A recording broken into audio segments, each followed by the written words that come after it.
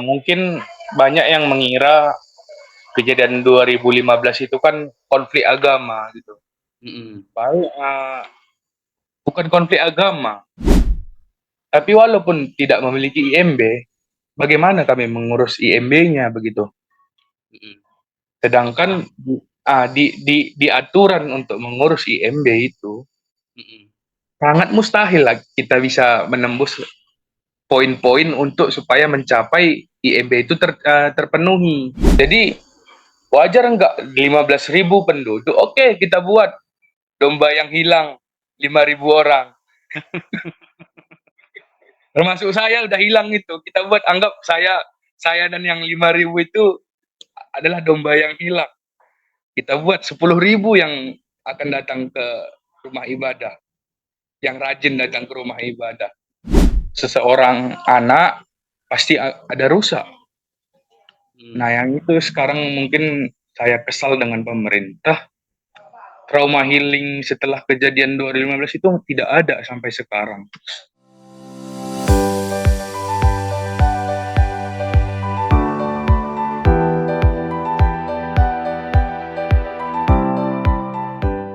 Assalamualaikum, selamat malam. Kembali lagi bersama saya Muhammad Masri Syadi di episode podcast Bahis. Saat ini kita sudah episode ke-10 dan kali ini kami akan ngobrol bersama Bang Kevin Padang. Jadi beliau adalah aktivis sebuah komunitas pertama pemuda lintas agama Aceh Singkil. Nah, jadi konteks episode kali ini adalah bagi yang mungkin teman-teman belum tahu.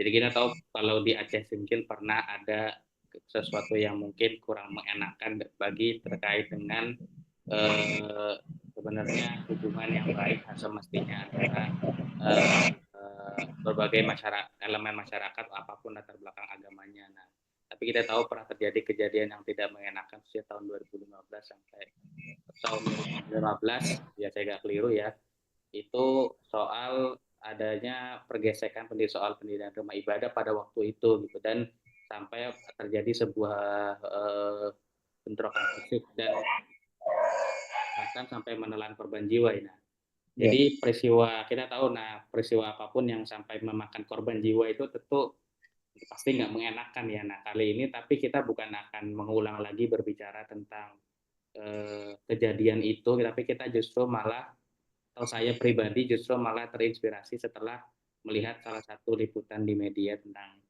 juga perkembangan tentang perkembangan kembali rajut perdamaian di Aceh Singkil ini, ketika ada berita yang meliput tentang upaya sejumlah anak muda yang sebenarnya juga sudah dimulai tidak lama setelah kejadian itu ya, itu di tahun 2017 untuk merajut apa komunikasi kembali dan mendekatkan kembali anak-anak muda untuk bisa rukun dan bisa berjalan bersama gitu, tidak saling mencurigai. Nah, kali ini kita akan ngobrol dengan salah satu anak muda tersebut, kawan muda ini bernama Mas Kevin Padang, dari juga salah satu dari aktivis eh, pemuda lintas agama atau Pelita Aceh Singkil. Nah, selamat malam Bang. Di sini di Jakarta malam, di sana sudah sama juga ya. Ya, selamat malam, Bang. Malam ya. Maksudnya sudah mau apa baru maghrib ya kalau istilahnya. Iya, selesai maghrib, Bang. Baru saya maghrib ya. Iya, Bang. Iya. Bang boleh tahu dulu nggak, ini nama Kevin Padang ini berarti maksudnya abang orang Padang apa gimana? Apa cuma julukan aja gimana Bang? Itu marga, Bang. Marga dari suku Pak. Oh gitu. Ya, marga Padang. Ya, Jadi masih. salah satu marga Pakpah itu Iya. Pakpahan ya? Pakpahan betul nggak Bang? Bukan, itu Batak Toba. Oh gitu. Jadi Ya, boleh Pak. ceritain nggak Bang gimana marganya ini? Kalau marga saya itu gimana saya bilangnya? Salah satu di suku saya bagian dari Batak juga sebagian. Hmm. Kalau di Toba, Batak Toba itu Situmorang persamaan marga saya. Hmm. Hmm. Hmm. Kalau di Karo, Angin. Hmm. Kalau di Simalungun itu Damani. Jadi saya suku Pak bagian dari Batak, Batak Pak. Hmm. Salah satu marganya Padang itu ya Bang? Ya, Padang. persamaan marga saya di suku Papa itu Padang, Berutu, Solid. Ada 3 kami, 3 marga. Oh, iya, iya, iya. Jadi saya tadinya sempat mau menanyakan lewat WhatsApp tadinya. Bang, maksudnya Iya, ini apakah julukan apa gimana gitu? Apakah marga Bang. ya nah ini jadinya saya aja tidak tahu ya, nggak riset dulu gitu. Banyak mengira memang saya orang orang Minang Bang, karena Iya, pakai. orang Padang. Saya kira ini sebuah julukan gitu, apa? Oh, Kevin Padang gitu. Iya, Tapi disebut di mana-mana gitu, di iya Bang. di Iya apa? Bang. Di rilis media itu gitu. Oke, makasih Bang Kevin, dan mungkin nanti akan ada teman lain dari Pelita dalam proses bergabung ya di Zoom ini ya. Mungkin kalau nanti di tengah-tengah pembicaraan kita mungkin akan bagus juga kalau join. Nah, saya mungkin mulai Bang dari pertanyaan pertama. Boleh nggak sih Bang cerita Boleh, boleh. dulu Mas Kevin ini latar belakangnya seperti apa, dan kalau boleh singkat saja soal latar belakang atau persinggungan dengan kejadian di tahun 2015 itu, apakah Mas Kevin posisinya berada di bagian yang terdampak atau bersinggungan langsung dengan kejadian tersebut, apa posisinya sangat jauh tapi juga pada akhirnya terdampak karena relasinya hubungan dengan Muslim dan non Muslim atau Islam dan Kristen gitu Bang, boleh Bang? Oke Bang, mungkin banyak yang mengira kejadian 2015 itu kan konflik agama gitu. Mm-mm. Padahal bukan konflik agama. Kalau menurut saya setelah sekian lama saya mengikuti kegiatan-kegiatan menganalisis tentang konflik di Aceh Singkil, di kita bukan konflik agamanya, tapi kita lebih identik masalah izin rumah ibadah, Hmm. masalah IMB-nya. Nah, mungkin di 2015 situasi pecah. Kalau setahu saya dulu itu para pendemo, mendemo ke kantor bupati yang chaos. Mm-mm. Awal tujuan mereka itu ingin mendemo pemerintah supaya pemerintah yang membongkar gereja itu. Nah, Mm. mungkin di perjalanan mereka itu terkeos, langsung menyerang dan membakar gereja. Di Mm. bagian dari biasa itu, kalau dulu saya buat mahasiswa ikut kalau ikut demo kadang ada sebagian tim itu ikut chaos panas gitu. Jadi Tim yang buat kayak jadi ada yang membuat chaosnya ini ya Bang. nah tapi itu chaos yang membuat chaosnya itu pun menurut saya itu terlindungi gitu sampai sekarang kan yang membuat chaos itu nggak dapat orangnya siapa yang memprovokasi. Iya. Jadi mereka menuntut supaya rumah ibadah itu yang tidak memiliki izin itu dibongkar. Nah, kenapa dibongkar? Ya karena nggak memiliki izin IMB kan. Ya itu harus kita akui kalau gereja-gereja di Aceh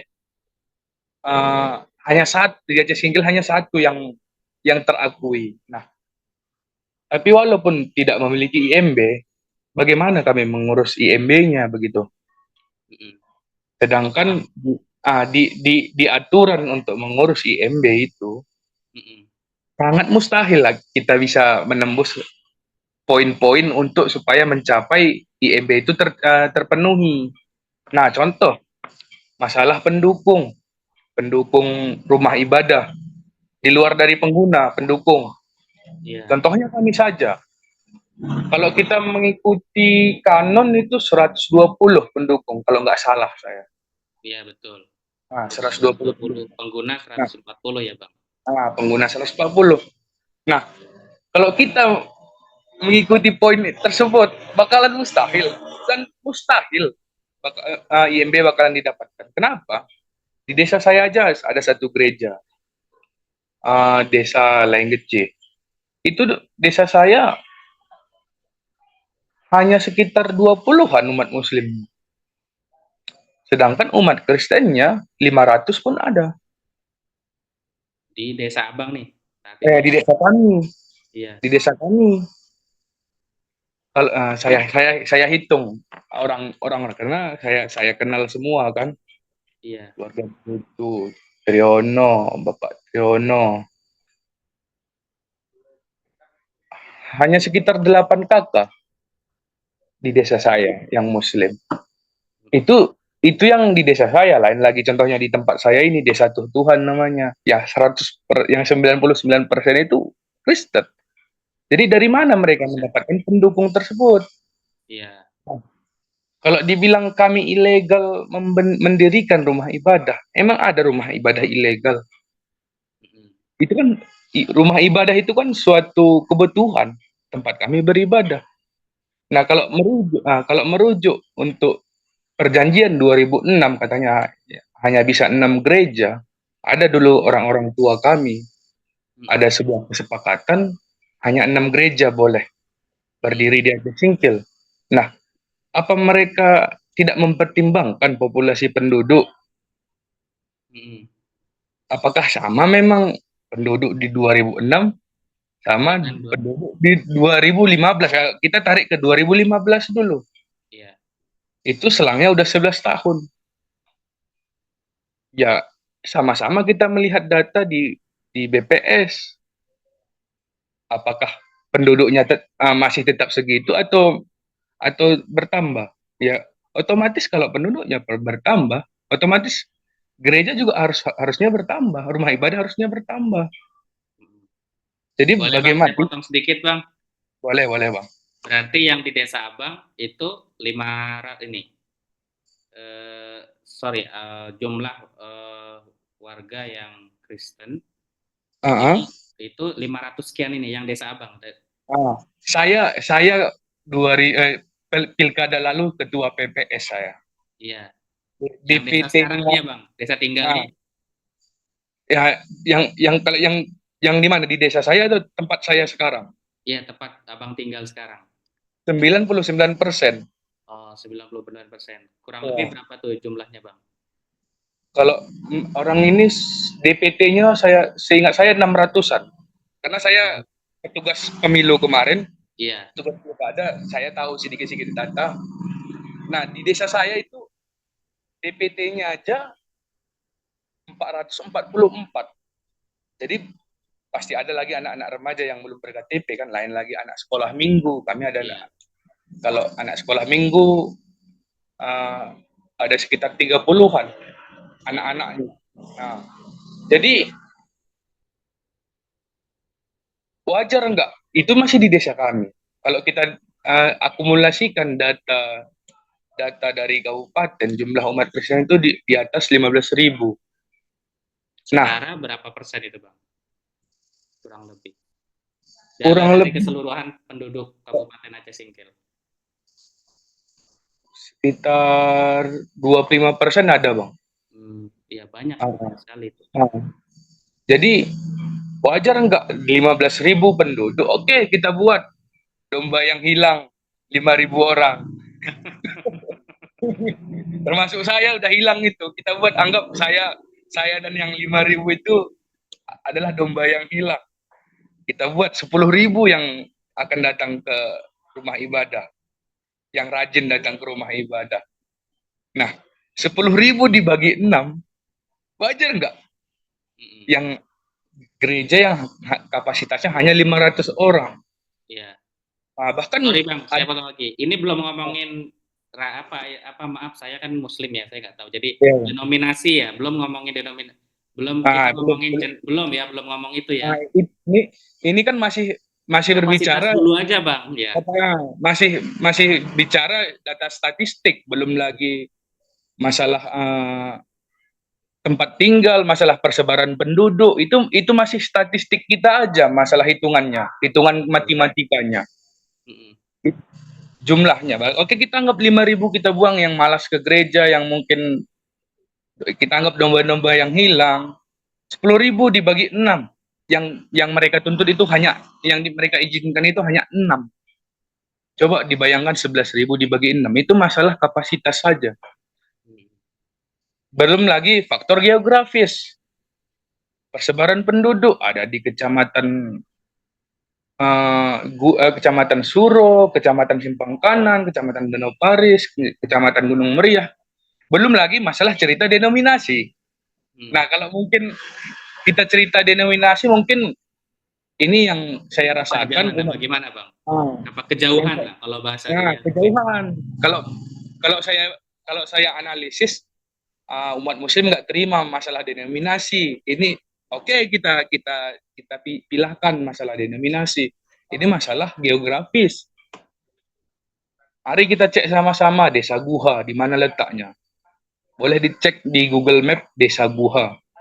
Mm-mm. Itu jauh ke dalam. Mm-mm. Padahal mereka itu di dalam hanya sekitar 8 rumah kalau nggak salah di dalam. Mm-mm. Warganya hanya 78.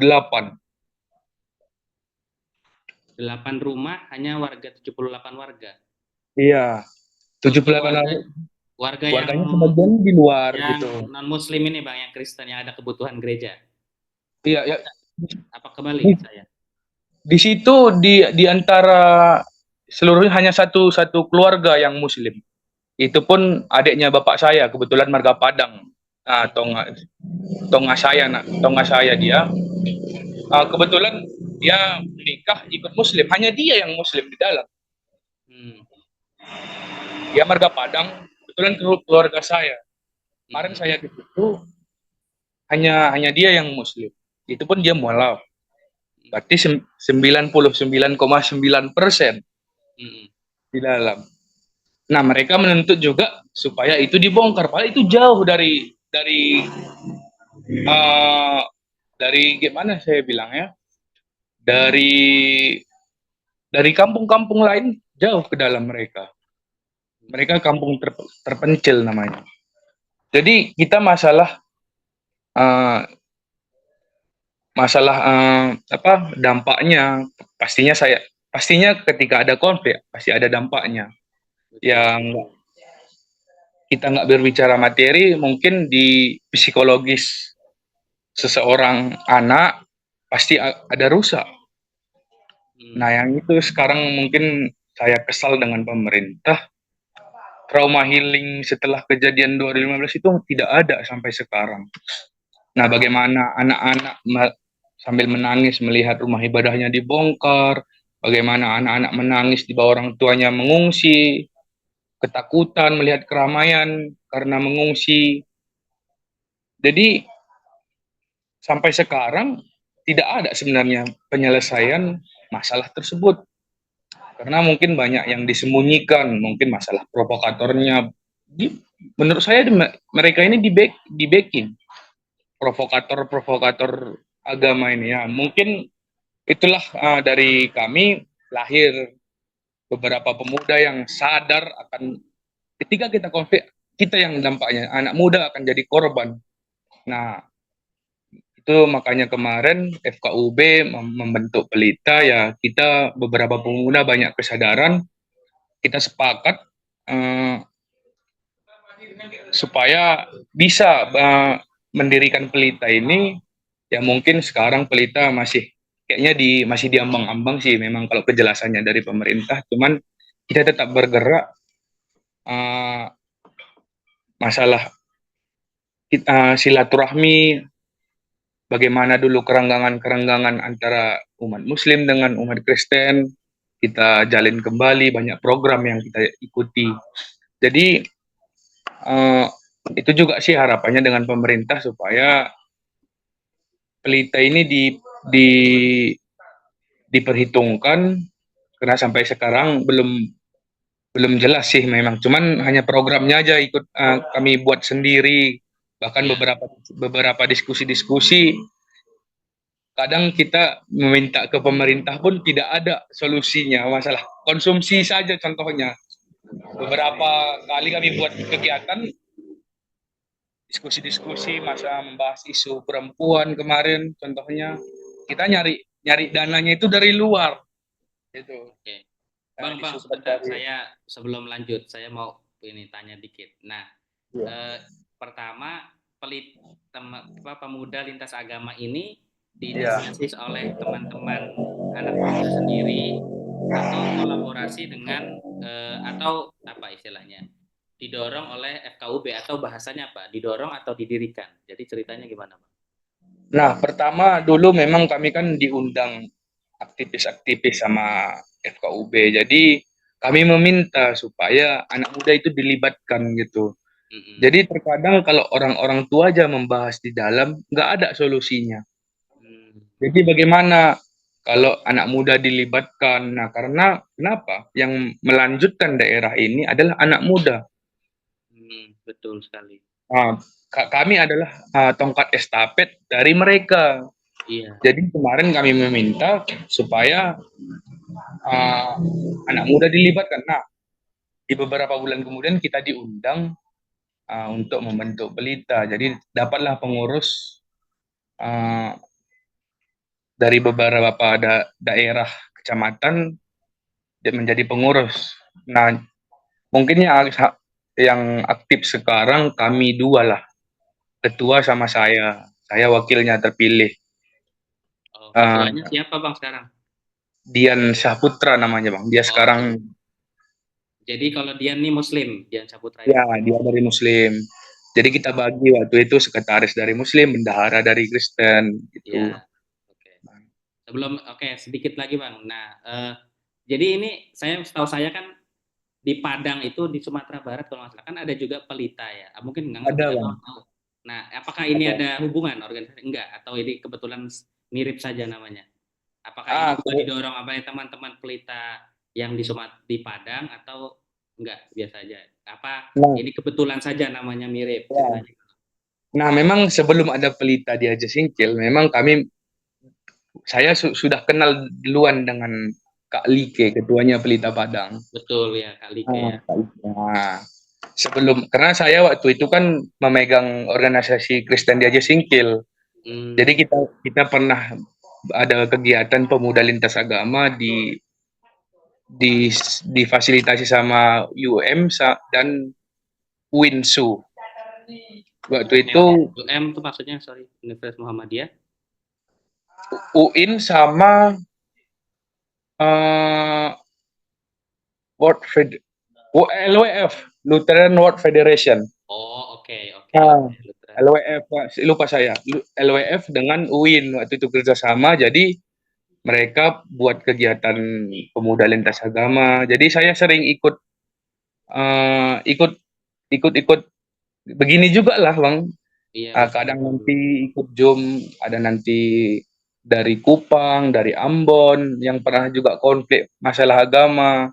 Jadi kita diberi edukasi bagaimana cara pendekatan, merajut kembali hubungan yang sudah renggang. Jadi Kak Like juga ikut peserta seperti saya, makanya saya kenal. Nah, ketika kemarin kita aktivis muda di Aceh Singgil diundang oleh FKUB, nah saya merujuk ke sana. Oh iya, saya ingat ada Pelita Padang. Jadi saya beri masukan, namanya Pelita Bang, Pemuda Lintas Agama.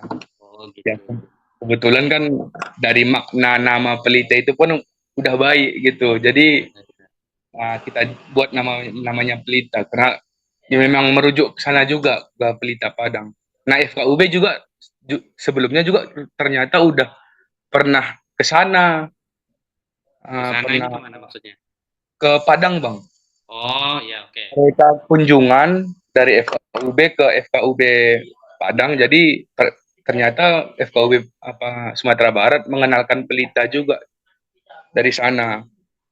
Jadi ya udah kebetulan Eh, uh, Ketemu saya berarti kenal. ya ininya persepsi. Ketemu jadi Ya ketemu ketemu pengetahuannya ketemu gitu. Jadi pengetahuannya informasi ketemu dari Kevin dengan dengan informasi yang FKUB. diterima oleh FKUB Aceh Singkil. Kebetulan kita kenal sama Kak Like, ya udah kita bentuk. Tapi mungkin itulah ada sedikit uh, kalau di Padang mungkin di Sumatera Barat pemerintahnya peduli dengan pelitanya gitu. Hmm, Jadi mungkin kalau kami ceritanya kayaknya masih mandiri lah bang. ya Sekarang pelita Aceh Singkil ya belum belum pernah dikasih kegiatan. iya iya iya. Tapi udah pernah kami buat kegiatan gitu. Masih Diskusi-diskusi ya. mandiri lah, sendiri lah Mandiri diorganisasikan oleh teman-teman ya. sendiri gitu. Iya bang. Maksudnya Itu, supportnya secara mungkin support secara real, secara pendanaan itu belum kali ya. Misalnya belum dari support, pemerintah. tapi Nah, ya boleh dilanjut.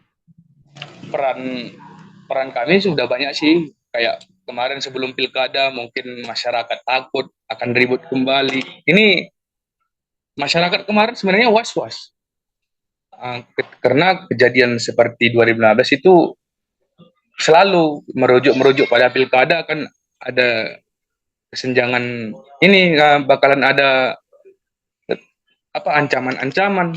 Nah, mungkin kalau di sini kemarin ada satu media yang berpihak, katanya bupati pasangan calon ini semenjak menjabat aman-aman aja, nggak ada apa segala macam. Jadi kita dari Pelita langsung apa memotong isu-isu tersebut. Jadi kita kasih edukasi ke teman-teman supaya jangan percaya sama media ini. Nah, mungkin saya sendiri pernah menghubungi supaya dia tidak mengangkat isu-isu seperti itu lagi pada ketika dekat-dekat pada pemilihan. Itu rawan diajak singkil sebenarnya. Oh, Nah, mungkin maksudnya jangan mengangkat isu-isu kalau di gubernur ini nanti berpotensi untuk mengangkat sentimen A, begitu kira-kira ya Bang. Jangan ya, statement seperti itu ya Bang. nah, kemarin ada media gitu, pasangan calon bupati ini selama periodenya tidak pernah ribut-ribut apa segala macam. Oh, oke, iya iya iya, Mbak ya. Jadi Mengendorse lah ya. ya mengendorse, tapi kan itu membuat sakit hati kita gitu. Iya iya Jadi bisa memancing api, akan ribut kembali. iya. Jadi kita patahkan itu, langsung kita kejar siapa orangnya ya supaya didaunkan. Nah, mungkin dari ya kita bekerja secara eksternal ya, medianya kita Iya. rame-ramekan melaporkan supaya down gitu. Jadi itu salah satu bentuk kami, bentuk kinerja kami supaya tidak ada lagi provokator-provokator di Aceh Singkil.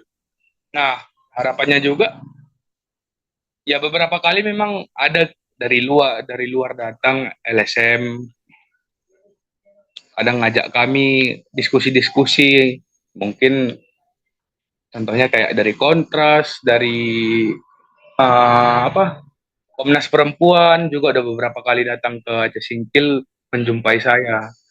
Dari Komnas Perempuan ada Bu Dahlia.